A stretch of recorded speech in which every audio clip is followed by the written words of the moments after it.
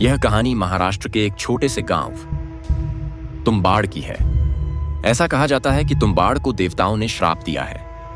बहुत समय पहले गांव वालों ने एक मंदिर बनवाया था जिसमें वे हस्तर की पूजा करते थे। हस्तर बहुतायत की देवी का पहला जन्म है। बहुतायत की देवी फसलों और सोने का प्रतीक और 1,60,000 देवी देवताओं की मां हस्तर लालची थी। उसने देवी से सारा सोना ले लिया और फसलों का भी मालिक बनना चाहता था, लेकिन सभी देवताओं और देवी ने उसे रोक दिया और उसके टुकड़े टुकड़े कर दिए। बहुतायत की देवी अपने पहले जन्म से प्यार करती थी और इससे पहले कि हस्तर धूल में बदल जाए उसने उसे बचा लिया, लेकिन एक शर्त पर, कोई भी उसकी पूजा नहीं करेगा और उसे भुला दिया जाएगा। जिस दिन से गांव वालों ने मंदिर का निर्माण किया था, देवताओं की मार उन पर पड़ी है। कभी न खत्म होने वाली बारिश। ऐसा कहा जाता है कि हस्तर लोगों से प्रसन्न था।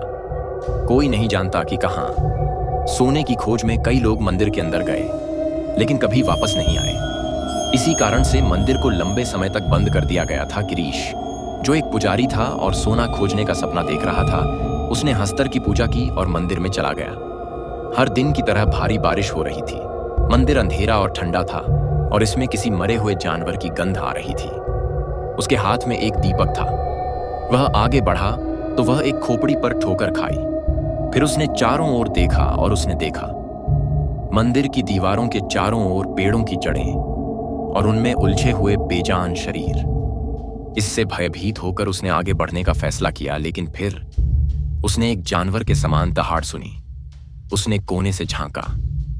आधा इंसान, आधा भेड़िया जैसा प्राणी मानव त्वचा को चबा रहा था। वह देख रहा था। अचानक उसने अपना संतुलन खो दिया और जानवर ने उसका पैर पकड़कर घसीटा और उसे हस्तर की मूर्ति के नीचे छोड़ दिया। गिरीश उठ खड़ा हुआ। मूर्ति के नीचे रखे बर्तनों में भरे सोने को देखकर वह चकित रह गया। उसकी आंखों में लालच की चमक थी और उसने अचानक अपना थैला सोने से भरना शुरू कर दिया। मंदिर जोर जोर से हिलने लगा। जब गिरीश ने जांच करने के लिए चारों ओर देखा तो उसने देखा कि हाथों में जलती हुई मशालों के साथ भूतों की एक सेना उसकी ओर दौड़ रही है। ऐसा भयावह दृश्य देखने के बाद उसने सोने का थैला छोड़ दिया और बाहर की ओर भागा।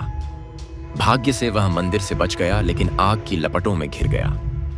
भारी बारिश के कारण आग बुझ गई, लेकिन वह फिर भी जल गया। गांव वालों ने उसे और उसकी पत्नी और बच्चे को छोड़ दिया।